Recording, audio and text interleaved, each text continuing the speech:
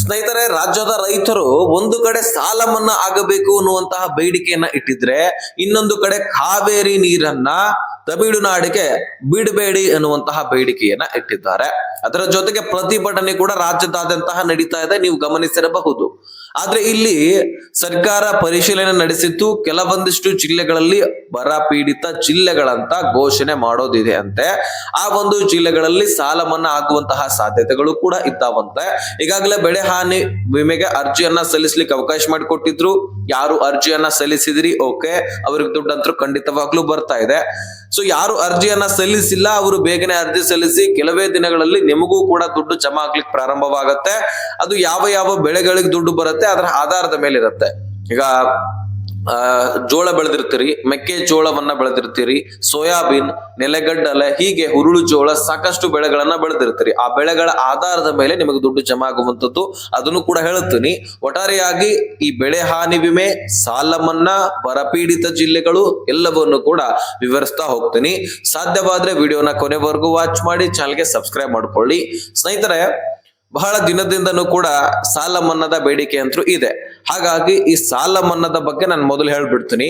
ಕಳೆದ ಸಿಎಂ ಆಗಿ ಸಿದ್ದರಾಮಯ್ಯನವರು ಇದ್ದಾಗ್ಲೂ ಕೂಡ ಬೇಡಿಕೆ ಇತ್ತು. ಬಜೆಟ್ ಮಂಡನೆ ಆಗುವಾಗ್ಲೂ ಕೂಡ ರೈತರ ಪರ ಸಂಘಟನೆಗಳು ಸಿಎಂ ಅವರಿಗೆ ಭೇಟಿಯಾಗಿ ಸಾಕಷ್ಟು ಅದರ ಬಗ್ಗೆ ಚರ್ಚೆ ಮಾಡಿ ರೈತರಿಗೋಸ್ಕರ ಹೆಚ್ಚೆಚ್ಚು ಅನುದಾನಗಳನ್ನ ಬಿಡುಗಡೆ ಮಾಡಬೇಕು, ಬೆಳೆ ಹಾನಿ ವಿಮೆ ಹೆಚ್ಚೆಚ್ಚಾಗಿ ಜಮಾ ಮಾಡಬೇಕು. ರೈತರು ಬಹಳ ಸಂಕಷ್ಟಕ್ಕೀಡಾಗಿದ್ದಾರೆ. ಯಾಕಂದ್ರೆ ಹೋದ ವರ್ಷದಲ್ಲಿ 4-5% ಹೆಚ್ಚಾಗಿ ಮಳೆ ಆಯ್ತು. ಅದರಿಂದ ರೈತ ತತ್ತರಿಸಿ ಹೋದ. ಹೊಲ ಗದ್ದೆಗಳಲ್ಲಿ ನೀರು ನಿಂತ್ಕೊಂಡು ಬೆಳೆಗಳೆಲ್ಲವೂ ಕೂಡ ನಾಶ ಆದ್ವು. ಅದಕ್ಕೋಸ್ಕರ ಬೆಳೆ ಹಾನಿ ಕೊಡ್ತು ಸರ್ಕಾರ. ಆದ್ರೆ ರೈತರಿಗೆ ಸಾಕಾಗುವ ಮಟ್ಟಕ್ಕೇನು ಕೊಡ್ಲಿಲ್ಲ. ಆದ್ರೆ ಈಗ ಮತ್ತೆ ಬರಗಾಲ ಬಿದ್ದಿರ್ತಕ್ಕಂಥದ್ದು. ಇಲ್ಲಿ ಸರ್ಕಾರ ವೆರಿಫಿಕೇಶನ್ ಪರಿಶೀಲನೆ ಮಾಡ್ತಾ ಇತ್ತು. ಈ ಜಿಲ್ಲೆಗಳೇ ಬರ ಪೀಡಿತ ಜಿಲ್ಲೆಗಳಂತ ಘೋಷಣೆ ಇನ್ನೂ ಕೂಡ ಮಾಡಿಲ್ಲ. ಆದ್ರೆ ರಾಜ್ಯದ ಒಂದು ಬರ ಪೀಡಿತ ಜಿಲ್ಲೆಗಳ ನಾವು ಪಟ್ಟಿಯನ್ನ ಒಂದ್ ಸ್ವಲ್ಪ ರಿಸರ್ಚ್ ಮಾಡಿದಾಗ ನಮಗೆ ತಿಳಿದು ಬಂದಿರತಕ್ಕಂತಹ ಜಿಲ್ಲೆಗಳು ಸುಮಾರು 21 ಜಿಲ್ಲೆಗಳು. ಆ ಜಿಲ್ಲೆಗಳು ಯಾವುವು ಅಂತ ನಿಮ್ಮ ಗಮನದಲ್ಲಿ ತರುವಂತಹ ಪ್ರಯತ್ನ ಮಾಡ್ತೀನಿ. ಸ್ನೇಹಿತರೆ, ಬೆಂಗಳೂರು ನಗರ ಜಿಲ್ಲೆಯಲ್ಲಿ ಮಳೆ ಆಗಿಲ್ಲವಂತೆ.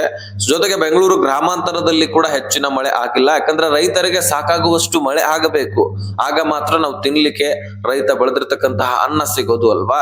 ಸೊ ಇದರ ಜೊತೆಗೆ ರಾಮನಗರ, ಕೋಲಾರ, ಚಿಕ್ಕಬಳ್ಳಾಪುರ, ತುಮಕೂರು, ಮೈಸೂರು, ಮಂಡ್ಯ, ಹಾಸನ, ಕೊಡಗು, ಶಿವಮೊಗ್ಗ, ಜೊತೆಗೆ ಚಿಕ್ಕಮಗಳೂರು, ಜೊತೆಗೆ ದಾವಣಗೆರೆ, ಚಿತ್ರದುರ್ಗ, ಹಾವೇರಿ, ವಿಜಯನಗರ, ಬಳ್ಳಾರಿ, ಕಲಬುರಗಿ, ಯಾದಗಿರಿ, ಬೀದರ, ರಾಯಚೂರು, ಬೆಳಗಾವಿ, ಈ ಒಂದು ಜಿಲ್ಲೆಗಳಲ್ಲಿ ಬರ ಪೀಡಿತ ಜಿಲ್ಲೆಗಳಂತ ಘೋಷಣೆ ಆಗುವಂತಹ ಸಾಧ್ಯತೆ ಇದೆ. ಆದ್ರೆ ಸರ್ಕಾರ ಘೋಷಣೆ ಮಾಡಿಲ್ಲ, ಇನ್ನೂ ಕೂಡ ಪರಿಶೀಲನೆ ಆಗ್ತಾ ಇದೆ ಅಂತೆ.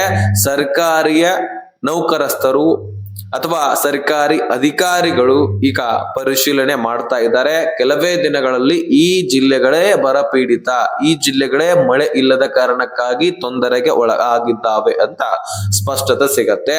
ಆದ್ರೆ ನಾವು ಕಲೆಕ್ಟ್ ಮಾಡ್ಕೊಂಡಿರ್ತಕ್ಕಂತಹ ಮಾಹಿತಿ ಪ್ರಕಾರ ಇಂತಿಷ್ಟು ಜಿಲ್ಲೆಗಳಲ್ಲಿ ಸರಿಯಾದ ಮಳೆ ಆಗಿಲ್ಲ. ಹೌದು, ಜೂನ್ ನಲ್ಲಿ ಕೂಡ ಮಳೆ ಆಗ್ಲಿಲ್ಲ. ಜುಲೈ ಎಂಡ್ ನಲ್ಲಿ ಕೆಲವೊಂದಿಷ್ಟು ದಿನ ಮಾತ್ರ ಮಳೆ ಆಯ್ತು. ಅದು 1 ವರ್ಷಗಳ ಕಾಲ ಸಾಕಾಗೋದಿಲ್ಲ ಕಣ್ರಿ. ವರ್ಷಕ್ಕೆ ಎಷ್ಟು ಮಳೆ ಆಗಬೇಕು ಅಷ್ಟು ಆದ್ರೇನೆ ಮಳೆ ನೀರು ನಮಗೆ ಸಾಕಾಗುವಂಥದ್ದು. ಆದ್ರೆ ಇಲ್ಲಿ ಕೆಲವೊಂದಿಷ್ಟು ದಿನಗಳ ಮಾತ್ರ ಮಳೆ ಆಗಿದೆ. ಇದಕ್ಕಾಗಿ ಎಲ್ಲ ರೈತರು ಕೂಡ ತೊಂದರೆಗೊಳಗಾಗಿದ್ದಾರೆ. ಕಾವೇರಿ ನೀರನ್ನ ತಮಿಳುನಾಡಿಗೆ ಬಿಡಬೇಡಿ ಅಂತ ಈ ಒತ್ತಾಯವನ್ನ ಹೇರ್ತಾ ಇದ್ದಾರೆ. ಸೊ ನೋಡಿದಿರಿ ಎಷ್ಟು ಪ್ರತಿಭಟನೆಯನ್ನ ಮಾಡ್ತಿದ್ದಾರೆ, ಕೊಡಗಳನ್ನ ಹಿಡ್ಕೊಂಡಿದ್ದಾರೆ.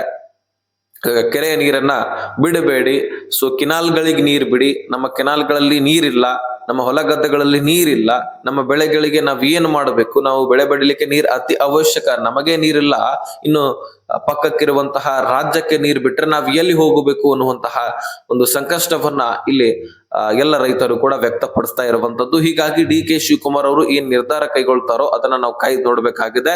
ಸದ್ಯಕ್ಕೆ ಬೆಳೆ ಹಾನಿ ಪರಿಹಾರ ನಿಮಗೆ ಸಿಗ್ತಾ ಇತ್ತು, ಅದಕ್ಕೆ ಅರ್ಜಿ ಸಲ್ಲಿಸಬೇಕಂದ್ರೆ ಫ್ರೂಟ್ಸ್ ID, ನಿಮ್ಮ ಒಂದು ಬೆಳೆ ಹಾನಿ ಆಗಿರತಕ್ಕಂತಹ ವಿಡಿಯೋ ಅಥವಾ ಫೋಟೋಸ್ಗಳು, ಜೊತೆಗೆ ಪಹಣಿ ಮತ್ತು ಆಧಾರ್ ಕಾರ್ಡು, ಅದರ ಜೊತೆಗೇನೆ ನಿಮ್ಮ ಹೊಲ ಗದ್ದೆಗಳ ಇನ್ನಿತರ ಡಾಕ್ಯುಮೆಂಟ್ಸ್ಗಳು, ನಿಮ್ಮ ಪಾಸ್ಪೋರ್ಟ್ ಸೈಜ್ ಫೋಟೋ, ಮುಖ್ಯವಾಗಿ ನಿಮ್ಮ ಬ್ಯಾಂಕ್ ಖಾತೆಯ ವಿವರ, ನಿಮ್ಮ ಅಕೌಂಟ್ಗೆ ದುಡ್ಡು ಜಮಾ ಆಗ್ಬೇಕಲ್ವಾ. ಇವುಗಳನ್ನ ತೆಗೆದು ಗ್ರಾಮ ಒನ್, ಕರ್ನಾಟಕ ಒನ್, ಬಾಪೂಜಿ ಸೇವಾ ಕೇಂದ್ರಗಳಲ್ಲಿ ಹೋಗಿ ನೀವು ಅರ್ಜಿಯನ್ನ ಸಲ್ಲಿಸಬಹುದಾಗಿರುತ್ತೆ. ಸೊ ಇದನ್ನ ನೀವು ಮಾಡಬಹುದು. ಬೆಳೆ ಹಾನಿ ಪರಿಹಾರವನ್ನು ಕೂಡ ಪಡ್ಕೊಳ್ಬಹುದು ಮತ್ತು ಅರ್ಜಿ ಸಲ್ಲಿಸಿದವರಿಗೆ ಮಾತ್ರ ಬೆಳೆ ಹಾನಿ ಪರಿಹಾರ, ಉಳಿದವರಿಗೆ ದುಡ್ಡು ಜಮಾ ಆಗೋದಿಲ್ಲ. ಇಲ್ಲಿ ಸಾಲ ಮನ್ನಾದ ಬಗ್ಗೆನೂ ಕೂಡ ಕೂಗುಗಳು ಕೇಳಿ ಬರ್ತಾ ಇದ್ದು, ಮೊದಲು ಈ ಬರ ಪೀಡಿತ ಜಿಲ್ಲೆಗಳನ್ನ ಘೋಷಣೆ ಮಾಡ್ತಾರಂತೆ. ಅದಾದ ಬಳಿಕ ಸಾಲವನ್ನ ಎಷ್ಟು ಮಾಡಬೇಕು, ಎಂತಹ ರೈತರಿಗೆ ಮಾಡಬೇಕು, ಈ ಬರ ಪೀಡಿತ ರೈತರಿಗೆ ಅಷ್ಟೇ ಮಾಡ್ಬೇಕಾ ಅಥವಾ ರಾಜ್ಯದಲ್ಲಿ ಎಲ್ಲ ರೈತರಿಗೆ ಮಾಡ್ಬೇಕಾ, ಇದರ ಬಗ್ಗೆ ಸರ್ಕಾರ ಅಪ್ಡೇಟ್ ಕೊಡೋದಿದೆ.